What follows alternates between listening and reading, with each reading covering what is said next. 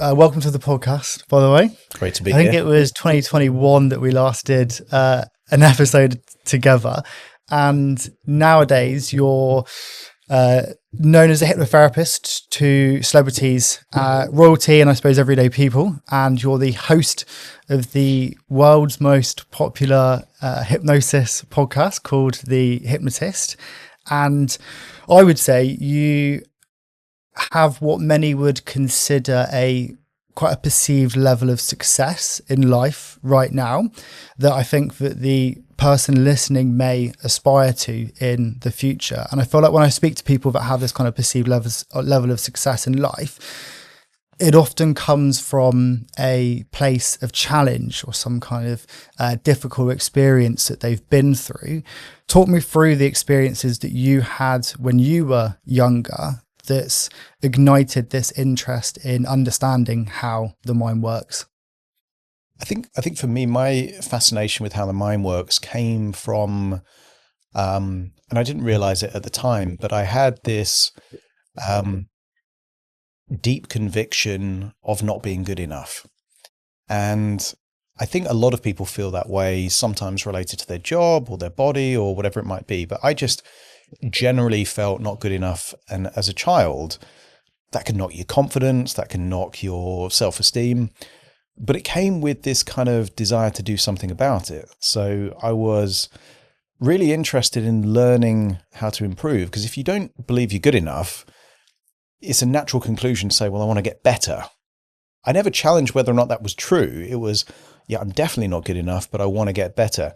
So I remember reading books about speed reading, psychology. I remember, mind mapping, like nutrition. I had a weight bench when I was like 13 years old, and I was just trying to improve like all parts of my life. And that kept on happening. Like I wanted to learn more about how money worked. And I remember getting a book on hypnosis by a stage hypnotist called Ormond McGill. And it was like doing suggestibility tests and all this kind of stuff. So I think my interest in psychology came from an interest in learning, and the interest in learning came from feeling that I wasn't good enough. And there's an element of truth to that, because, as a child, you don't know too much. There is a lot to learn at that particular point. So it's kind of blessing in disguise, because it knocked my confidence, but it unleashed a desire to improve myself and learn about the world.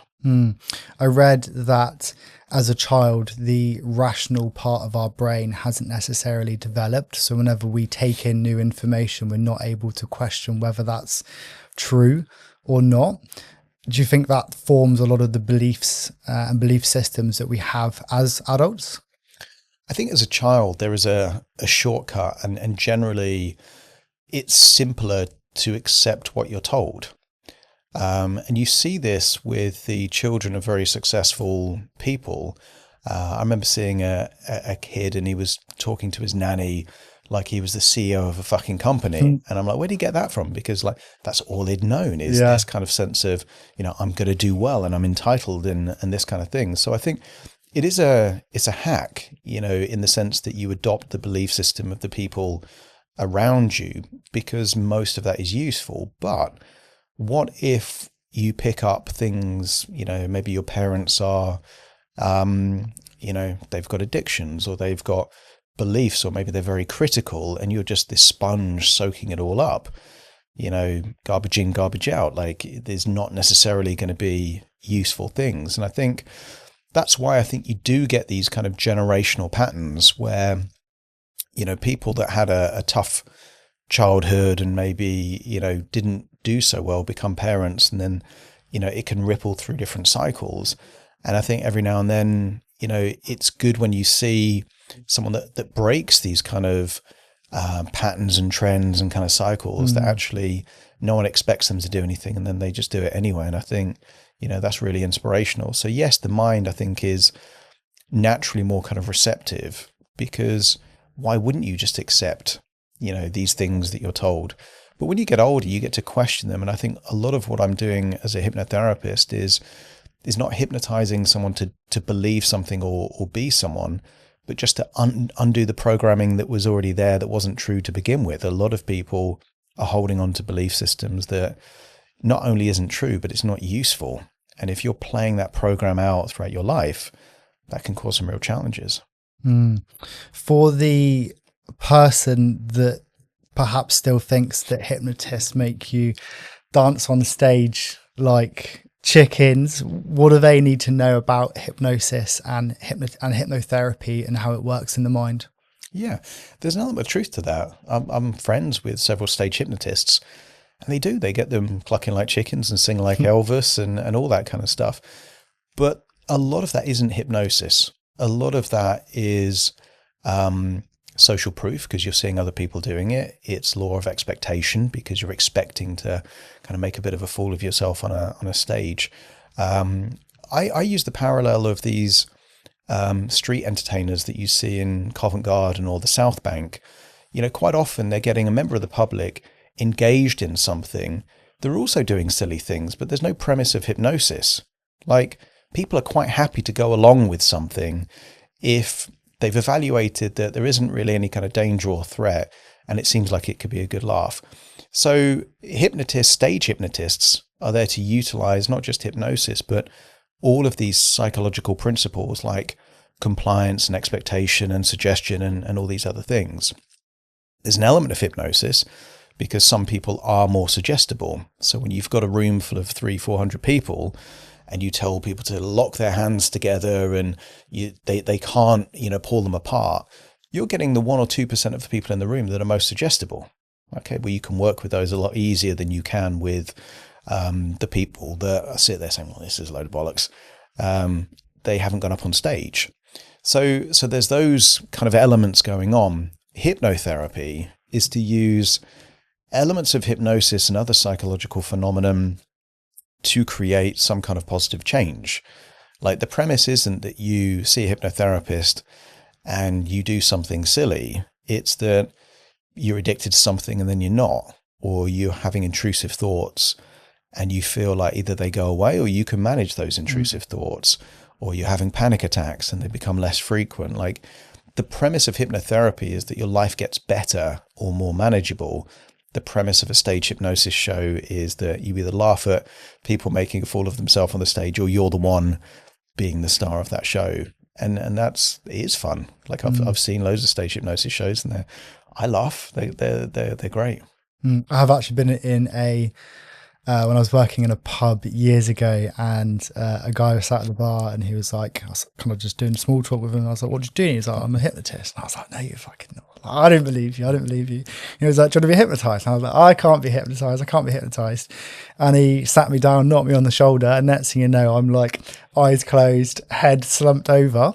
And it was this incredible sensation where I was totally aware that I'd been hypnotized. I was totally aware that I was going along with what he had done to me. But it was almost like I was in this meditative state of calm where I was totally aware I was there, but I was almost just choosing to be there. Mm-hmm. And after maybe 10 seconds or so, I was able to kind of like bring myself back out and realize that he had actually hypnotized me. And then my second experience was the hypnosis session that we did. Do you remember 4 years ago or so? And it was for, what's that audio only app that appeared and disappeared really quickly? Is it Clubhouse? Yeah.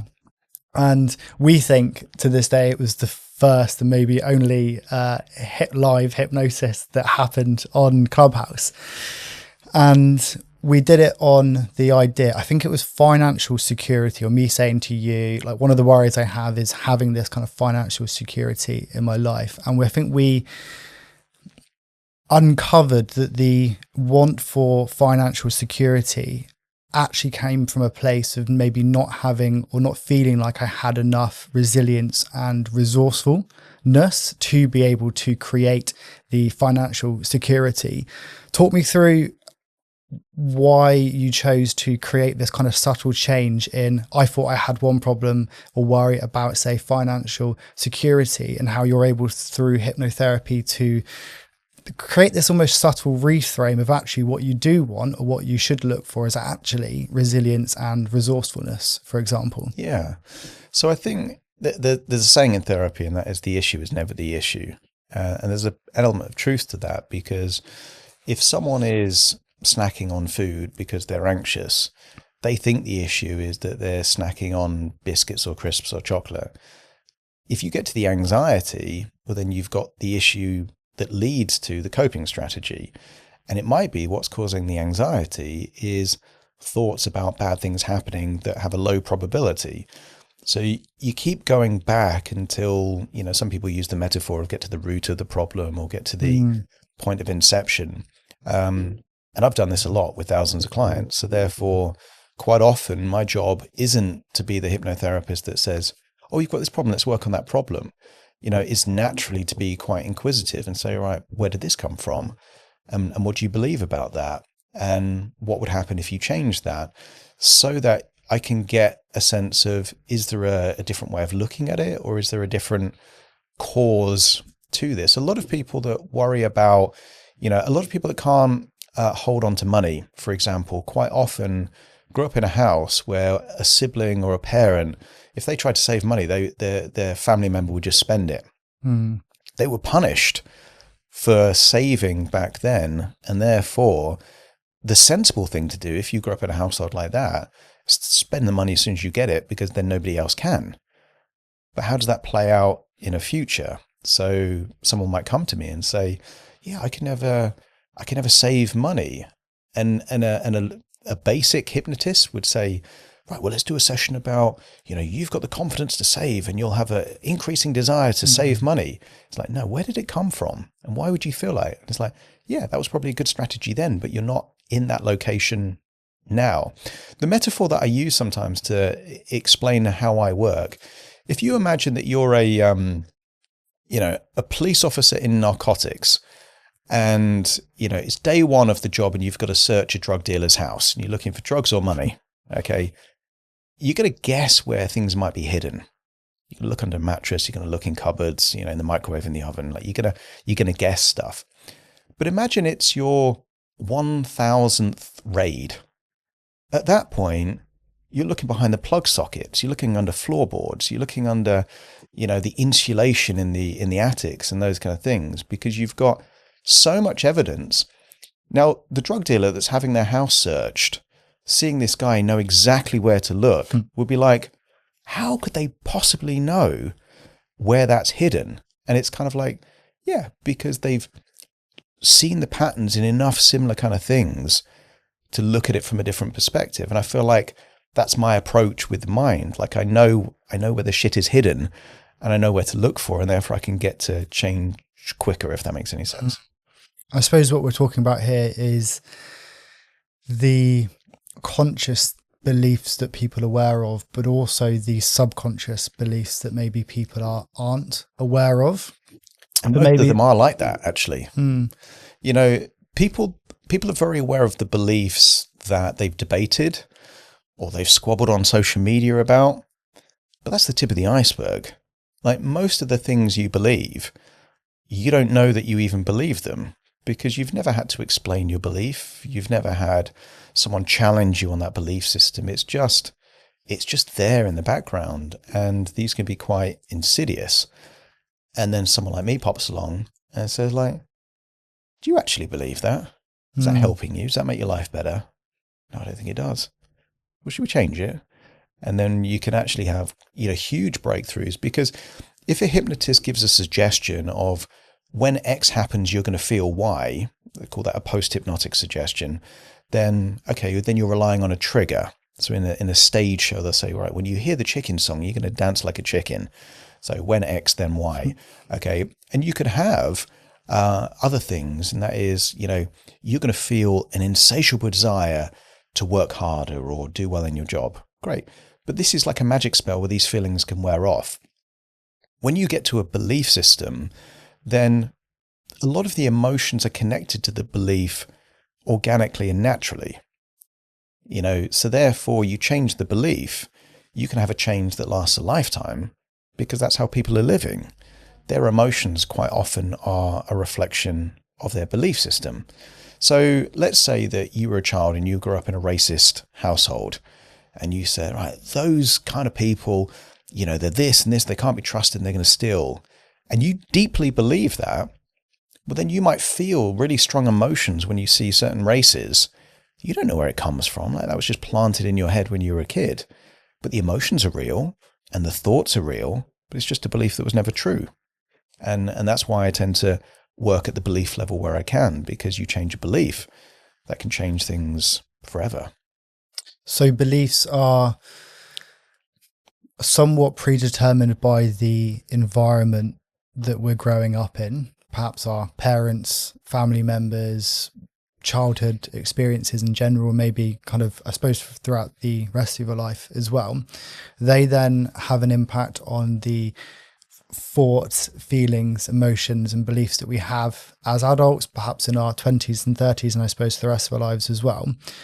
How do we change, or how do we first identify the ones that are untrue or harmful and set new ones? Yeah. So there's multiple parts to that. You're absolutely right in the sense that beliefs come from what a lot of people would call, socialization. So family, school, friends, those kind of things. But it's not just that someone said something and they're like, oh, that makes sense, I'm going to believe that. Yeah. There's also conditioning. Okay. So in a lot of schools, if you walked around and you said, I'm smarter than everyone else, I'm the best, I'm going to do amazing things, you get some feedback pretty fucking quick. Who do you think you are? That's conditioned. And what a lot of people learn is that to be small, to hold back, to, not share their goals and those kind of things. So you've got various things going on, and then these are just kind of playing out. People are walking around, use the metaphor of programming, as in all the kind of experiences, emotional conditioning and beliefs, they're all in there. We can call that programming. And people are walking around like that. But then every now and then, they're going to make some kind of realization that, hey, this isn't that useful. So let's say, for example, that someone grew up in an environment where whenever someone was stressed, someone reached for some form of alcohol to help, kind of calm them down. Okay. That has a presupposition that helps that problem. They become an adult and now they've got loads of problems in their life. And they keep reaching for the vodka, the gin, the whiskey, the beer, the wine, whatever it might be, and it reaches a point where actually the point that they realize that there might be a problem is a doctor says, right, your liver's not looking good right now. And then they go to someone like me and they say, I need to stop drinking so much alcohol.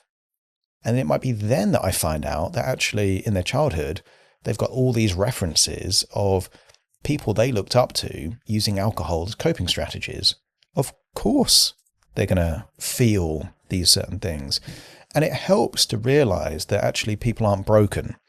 There's this connotation with mental health that because it has the health label, that somehow anyone with anxiety, anyone that feels in a low mood, anyone with intrusive thoughts is somehow sick or broken. It's like, that's a really disempowering, perspective. So if people have this idea of, yeah, I believe this thing, or I've learned how to do this thing, but knowing what I now know, I probably wouldn't choose to believe this or do this thing, that can feel, I have a absolute firm belief that my clients, I don't call them patients, they're not sick. My clients are not broken. There's nothing wrong with them. They've just learned things that aren't conducive to the quality of life that they want. And therefore, my job is not to fix them. It's to help give them choices and options so that they've got different ways of doing things. One of the easiest ways to challenge a belief is to take it from all the kind of the hidden unconscious. You bring it to the surface and say, like, where do you think that belief came from? Oh, because all these people said that. And it's kind of like, do you think that's true? It's kind of like, no, probably not. Sometimes that's all it takes to change a belief. For example, That sounds really simple as well. Well, most beliefs change just with new information. There was a time that you believed that Michael Jackson was alive, and then you read a news article and then you believed he was dead. That's a belief change. And all it took was a news report. Okay. So this idea that you have to have months of therapy to change a belief, no, you don't. Sometimes all you need to do is to make a new evaluation, and that's enough to change it. The more difficult beliefs to change are the ones that have some kind of secondary gain. So if someone believes that they've had a tough life, and therefore, of course, they can't have that career, or they can't, hold down a relationship because they've been the victim of such horrible things. Well, that could be true. They could be the victim of horrible things, but holding on to that belief now gives them a legitimate reason why they can't do certain things. Now it has a secondary gain.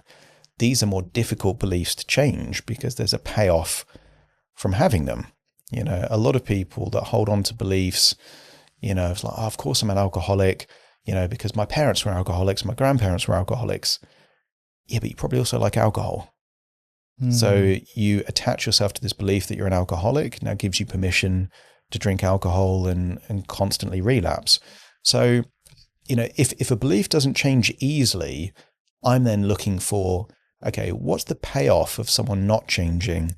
We call that secondary gain. And now I've got to work with the secondary gain to see if we can meet that same underlying need in a different way, so that now they don't have the same payoff of believing that thing that's trapping them. Because a lot of people, they believe stuff and it isn't black and white. It's not this idea of like positive beliefs and negative beliefs, shades of gray.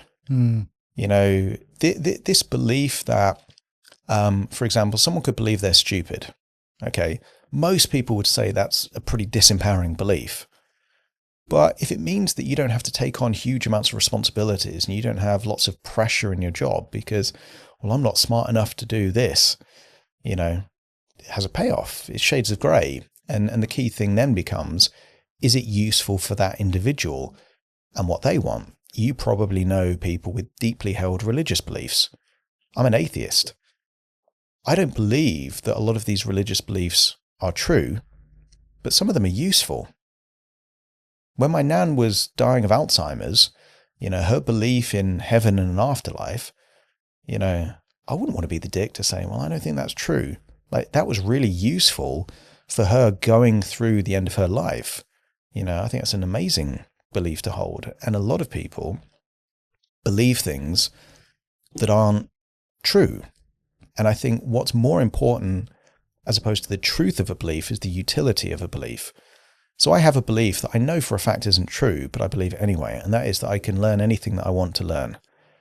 That might not be true, but it's a great fucking belief to have.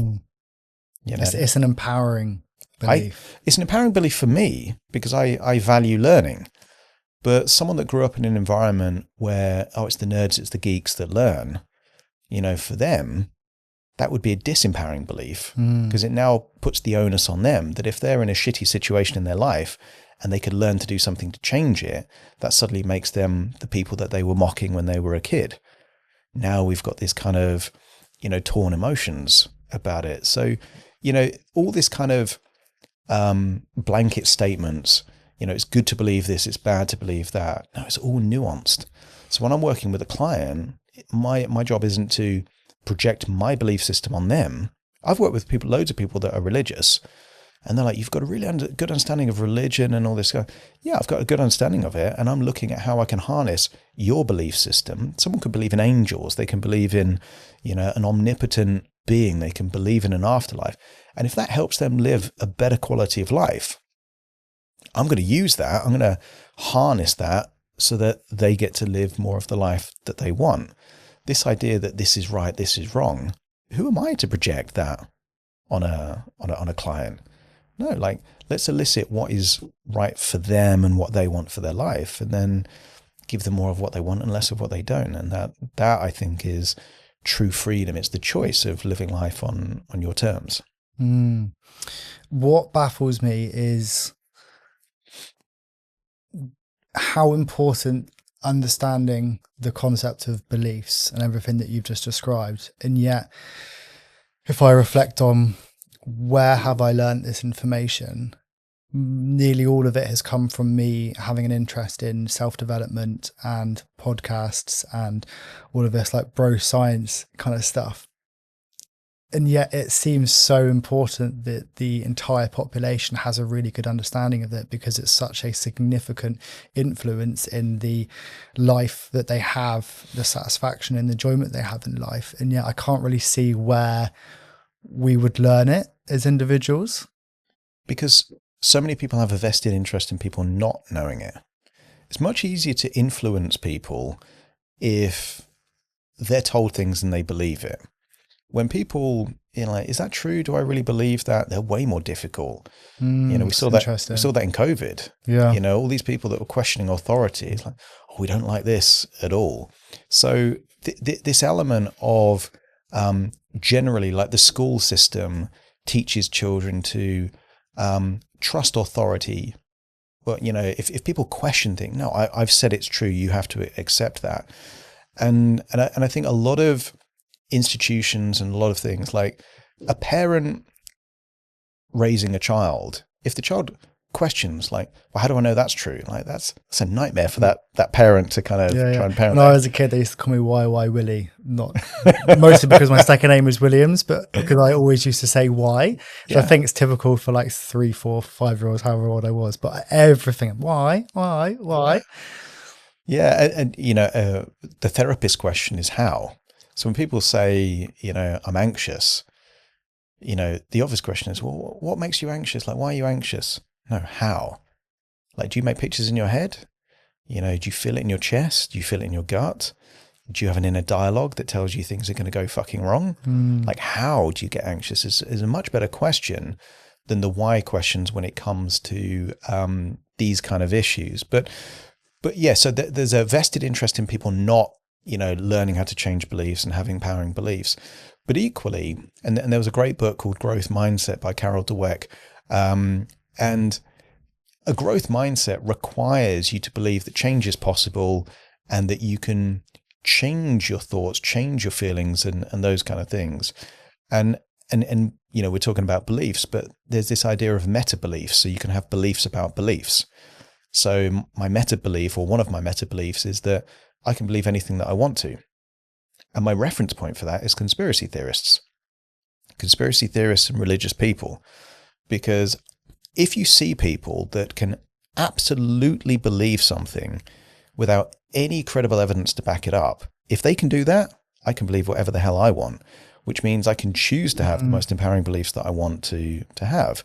So generally, for a belief, you need references, and the references are just your experiences.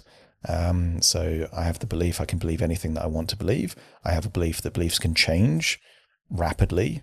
And it's better to not get rid of a belief, but change a disempowering belief to an empowering belief is much better, because then, in a football analogy, it becomes like a 6-pointer. Instead of just winning the 3 points, it's you win the 3 points and you lose, the negative 3 points. So that's much more powerful. So, and NLP, which is kind of like a branch of hypnosis, was built on this idea of modeling excellence. And one of the key things they try to model is strategies and belief systems. It's kind of like, figure out what that person is doing that is living the kind of life that you would want to live. What do they believe?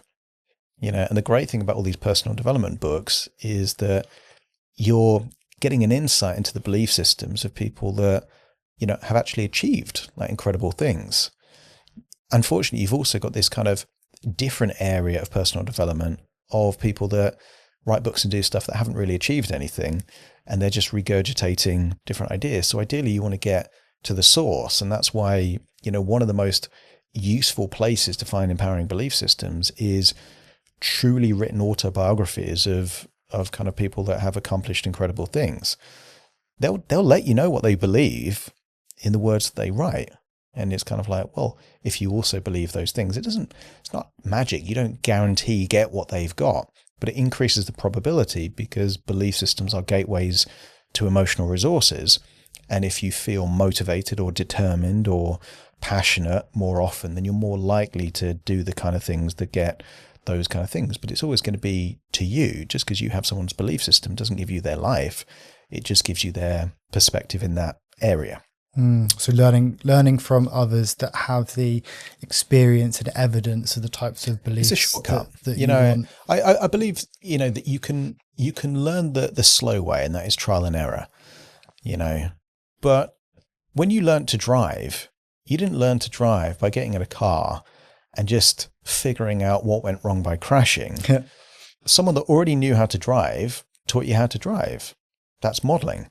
So why wouldn't that work in lots of other areas? In the world of podcasting, when I launched my podcast, it's kind of like who's got the biggest podcast in the world? Joe Rogan. What equipment do they have? Right, I want their mics, I want that kind of thing, and I want that. So it's just a shortcut. You can get there so much faster if you figure out who's doing or experiencing the kind of things that you want to have.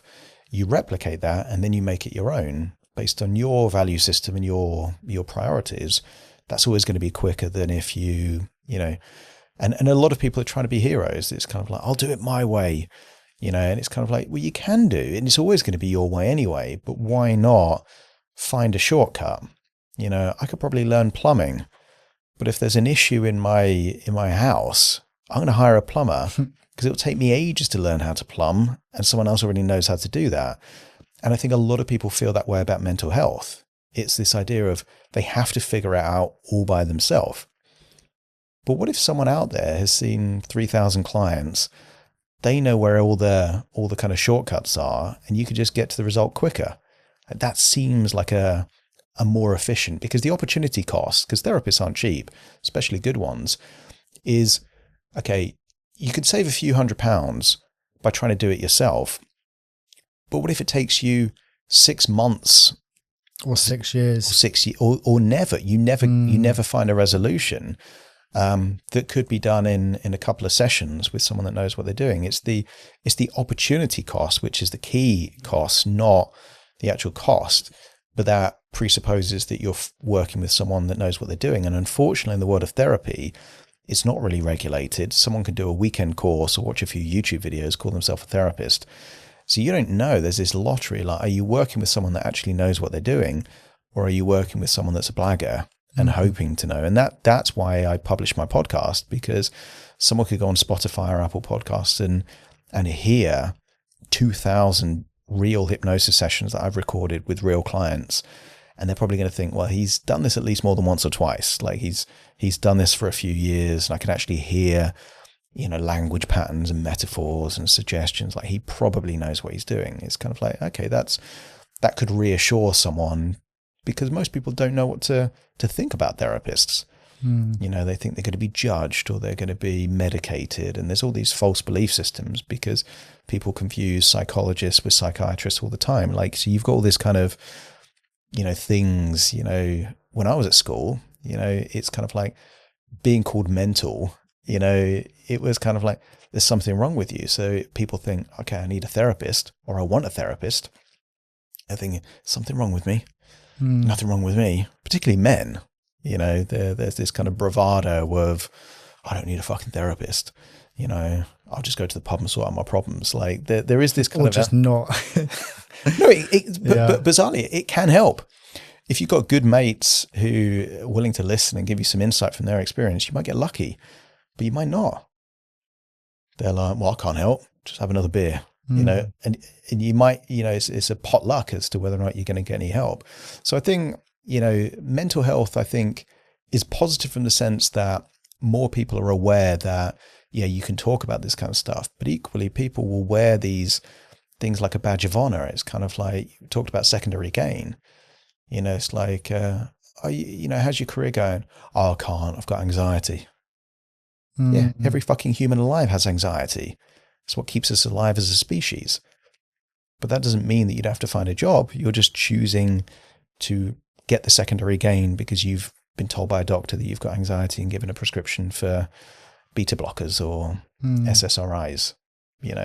But people use this stuff all the time. I heard you speak to Colin Campbell on his podcast, Canberra Conversations, about the idea that we're living in a society where a lot of people see snippets or small bits of information online about a specific mental health disorder or experience or symptom and will label themselves and maybe self-diagnose themselves as I think like ADHD posts. I don't know if the algorithm's just targeting at me or not, but I see so many posts about people describing ADHD, and I'm like, do I have ADHD? And I start to resonate with all of these things that a content creator is making that perhaps has no real understanding of the actual symptoms and things that ADHD actually does. And I feel like a lot of people often label themselves. And I think that's what you and Colin were speaking about. Yeah, I think there's a couple of things there. One is that humans are pattern recognition machines. So that's why horoscopes work, because you've got this cognitive bias that if you say, oh, you're going to meet someone really attractive, you know, you're looking around like, you know, who's making eye contact with me? Like you've got this confirmation bias that you want to see what you want to see. So if someone's struggling, and look, you know, certain principles of ADHD we all have. There's certain things that we all hyper focus on, because it's a passion of ours. We love doing that thing. And there's certain things that, you know, it's difficult to hold our attention because we're not that interested in it. So therefore, you've got two elements that could be correctly linked to ADHD. But now the confirmation bias is, I do that. I'm hyper-focused in that, and I can't pay attention in that. I've got ADHD. Now, that could be, you know, a self-diagnosis, because we're talking about belief systems, because it could be phrased, I have ADHD. Maybe I have ADHD. I've got some of the things that link to ADHD. They're all different belief systems. But where it gets problematic is this element of secondary gain. Because then if the reason why, you know, anything that you're falling short of expectations on and those kind of things, it's kind of like, oh yeah, but I've got ADHD. You know, it's because X. Because you've got the secondary gain, you've got that kind of payoff. Or, you know, it might be that, you know, a lot of people will not just have the confirmation bias, but you get this element of, we want to make sense of our reality, and labels help us to do that. So it would be difficult if I just said, oh, this thing here rather than a microphone, or this thing here rather than a table. These are labels for these things that make it much easier to have a conversation if we're talking about those kind of things. So as humans, we quite like labels. And, you know, there's labels like depression, anxiety, but quite often verbs are used as nouns. It's kind of like that thing that you feel, you know, I feel sad, I feel a bit depressed, gets taken as I am depressed. It's an identity level belief system, but that has this premise that it doesn't change. Like it's a permanent thing. For me, I would perceive that to be a disempowering belief system. I would, but it's not a disempowering belief system. If, you know, someone's got friends and families that are way more successful, and now when they're meeting up with friends, I've got depression, I'm depressed. I'm clinically depressed is a better one, because then you've got this kind of element of validation as to why, well, of course, it's unfair for you to compare yourself with me because I'm clinically depressed. You know, so I think society has good intentions most of the time, but, you know, like anything, like someone that wants to protect from feeling less than someone else could use these labels as a safety blanket, and they do. 1 in 4 people experience a mental health problem per year, according to the NHS, and then 1 in 6 people have a common mental health problem like anxiety or depression in any given week.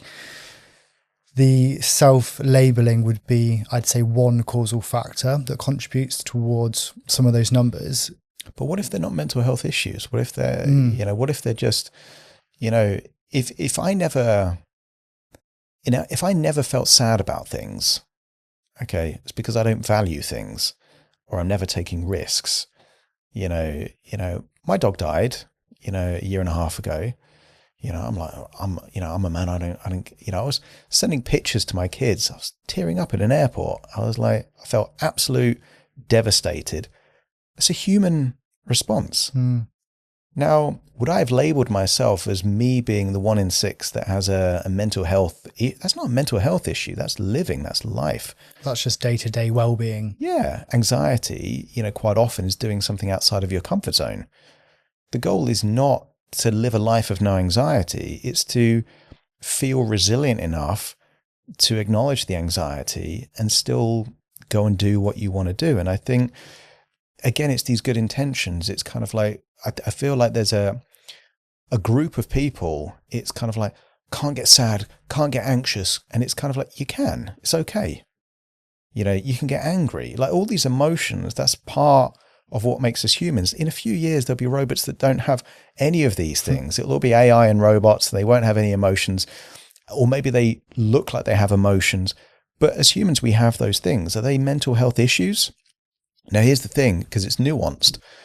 There is a big difference between someone that feels anxious about that job interview or that first date or that thing, and someone having panic attacks, and someone having like chronic anxiety all day, every day for months on end. Yeah. There's a big difference there. And if they could just do something about it, they would. They don't want to live that way. There's a lot of people with bad sleep. There's a lot of people. So I'm not saying, everyone's making it up. It's like not that at all. I'm just saying it's on a spectrum. And a little bit of all these things is natural. That's what being alive is. But at the same time, if it gets too bad, just be aware that, NHS says this. The NHS is a health service, and the medical model when it comes to mental health is to medicate generally, or it might be people with flow charts that are doing CBT, and they start every session with, are you feeling suicidal? And they're asking the same questions every single time. Like, that's not therapy. That's an algorithm. That's a flow chart. And the problem is there's lots of people that think there's something wrong with them or on long-term prescriptions. And it's just that they've turned moments of sadness into an identity level belief that they're depressed.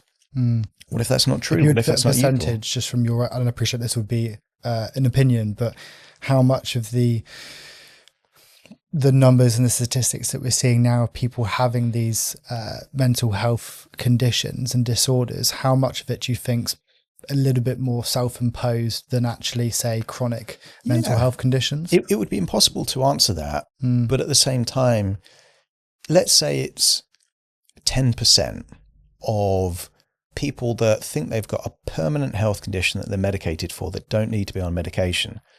I think we could agree that's 10% too much. And therefore, that's why I'm so passionate about what I do, because, for me, it's giving people choices. It's making people feel that they're not broken. It's helping people get to living a life on their terms in their way, where they feel like they've got more choices and more resources, rather than living a life feeling like there's something wrong with them, that they're on medication. ADHD is just, even if you look at someone on that spectrum with high level ADHD based on the actual criteria, this idea that it's a disorder, says who? There was a time when homosexuality was a psychiatric disorder I think it was the DSM-4, is the American Psychiatric Manual, and it was kind of like, right, that is a disorder. And now we're like, well, I don't think that is a disorder. Some people might think it is still, but again, we're talking about belief systems. So this idea that, if the NHS says it, and if a doctor says it, and a psychiatrist says it, therefore it's 100% true, is kind of like, no, it's just they've got credibility and they've got influence. Go back 200 years, it's kind of like there were people imprisoned in psychiatric asylums, experiencing horrible things. And actually, they probably weren't being given the support that they needed, because it was just easier to kind of lock someone away than actually resolve because of it. lack of understanding. Well, it's the exact same concept of you said about the you have a belief until you get new data. Yeah, it's exactly the same with what we're seeing now. Perhaps until we have more data on it, we will then change what we deem to be true right now. Of course, yeah, and that's happening. But you've also got people with agendas. So if if something is labeled, like for example, in America, where you've got this kind of health insurance industry, addiction is labeled as a disease. And because it's labeled as a disease, it frees up money from health insurance to pay for all different forms of practitioners. And there is a high percentage of people, particularly in the States, that if you said, are you an alcoholic? They don't see it as a behavioral thing. They don't see it as a habitual thing. They see it as, yeah, I've got a disease, and maybe that elicits sympathy, secondary gain, or maybe it feels like, okay, I need medical treatment. I need to be on this particular drug because I've got this disease called alcoholism. It's just a metaphor. And all of these things have agendas. Now, why would addictions be called disease? Okay, well, what if that's down to the health lobby, putting a lot of pressure or financial incentives to politicians so that it becomes defined as that particular thing to unlock lots of cash? This idea that everything happens for completely altruistic reasons. You've got corporate entities. Utterly wrong. Yeah, utterly wrong. Yeah, and it's kind of like, for a long time, depression was seen as a chemical imbalance.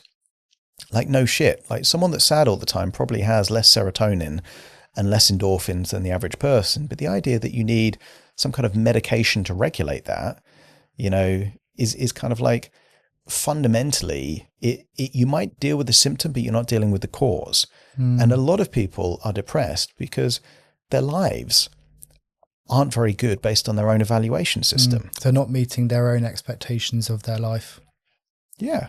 Like if you live in a violent neighborhood on a low income, you've got a shitty job with a boss that you don't like, you don't think that's going to affect your mood. It would affect mine. And if that happens day after day after day, and you can't see how that can improve, then your hope becomes less. And you see your doctor, and you've got in that 10-minute window, you say, yeah, I feel really sad all the time. Like things aren't really good. I can't see it getting better. Tick, tick, tick. Right, you're depressed. Not you're feeling depressed right now, and maybe you need to change some of these variables in your life.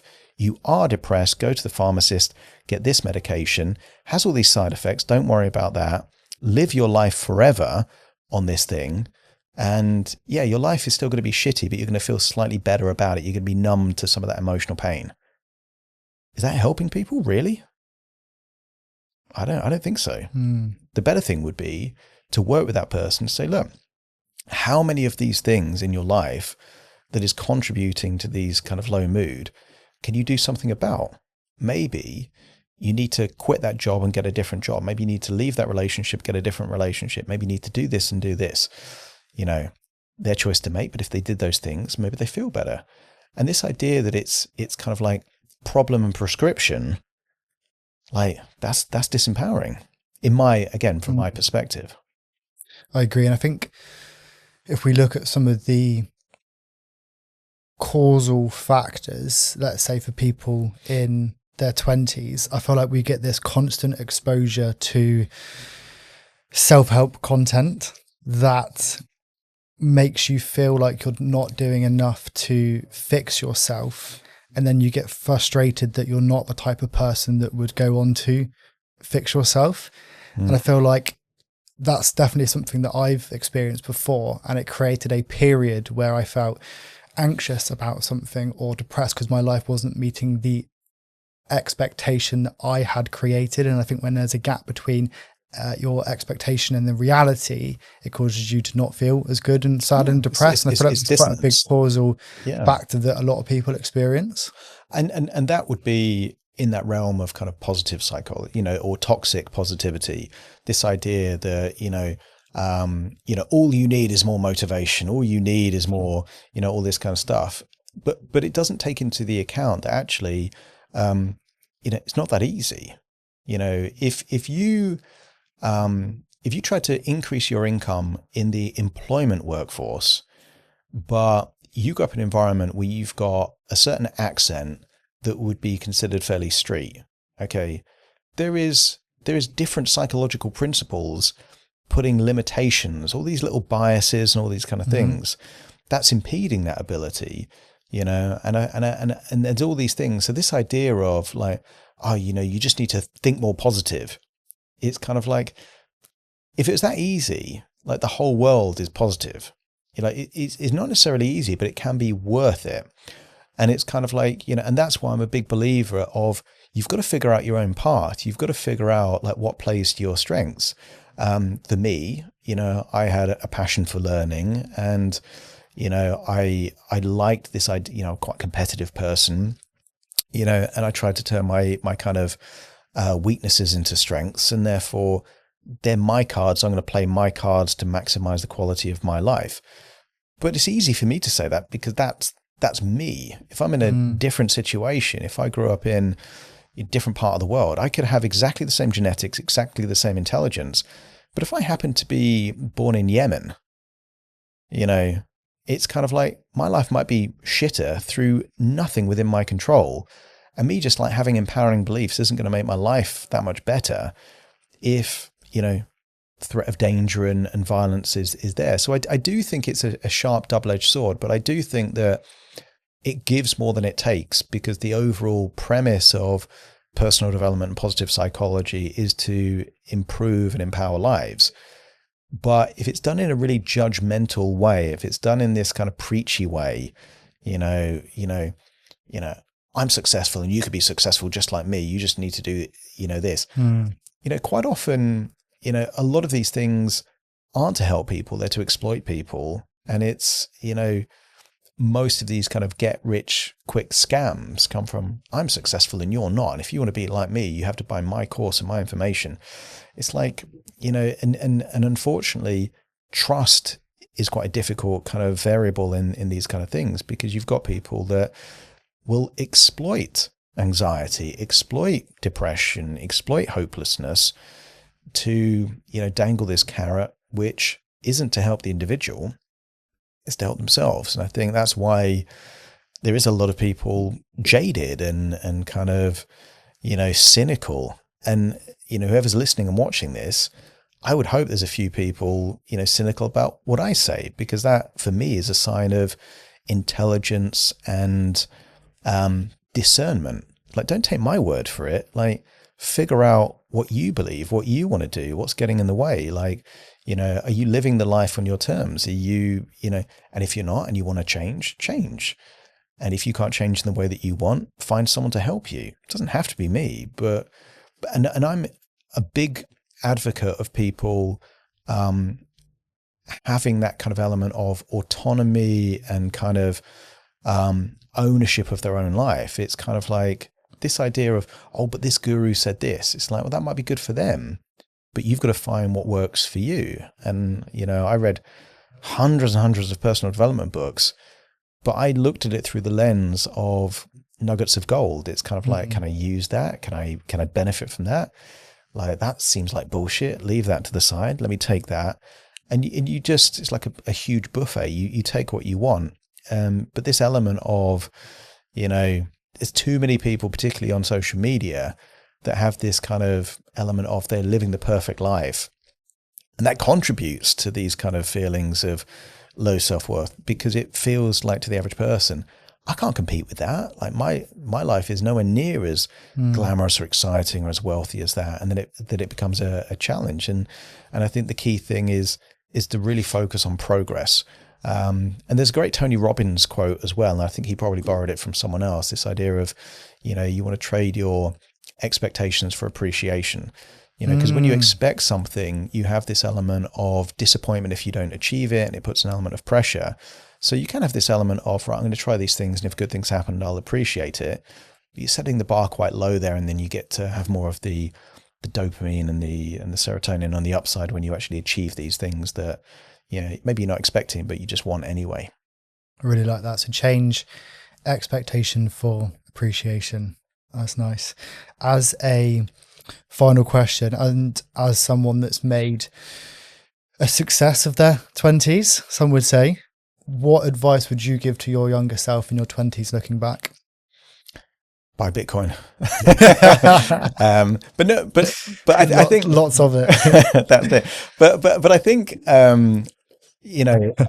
I had severe anxiety. I was suicidal when I was 19 years old, and I was a recluse for a year. And I think what I would say, if I could go back to that version of me, I would say to that person, it's kind of like, this is really shitty, but, it will give you a level of resilience that you're going to need later, and it's turned out to be true, but I didn't realize it was true at the time. And there'll be a lot of people that listen to this and they're like, life isn't great for them right now.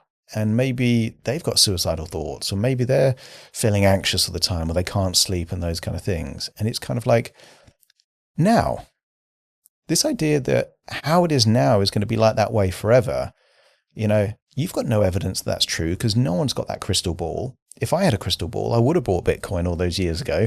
Nobody knows like what the future is going to bring. So therefore, focus on doing one thing to make your life 1% better, and that's winnable. And when you keep compounding that, it gets a lot better. So my advice to my younger self is that you'll get through this and you'll be all right. And, and I didn't receive that advice, but I had this kind of hunch that things would improve anyway, because that's what hope is. And hopelessness is an element of depression. And as long as you have some kind of belief or hope that things get better, it can create a self-fulfilling prophecy to actually make that happen.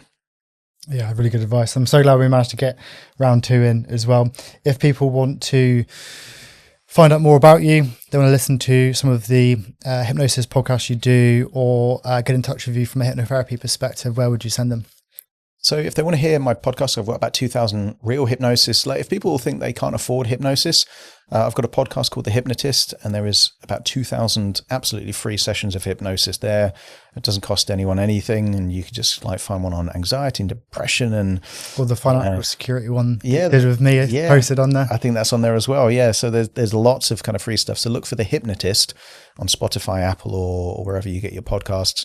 And if people are interested in me specifically, or booking a free consultation call, I offer free consultation calls to explore working with me. Go to adamcox.co.uk. Lovely. Adam, thank you very much.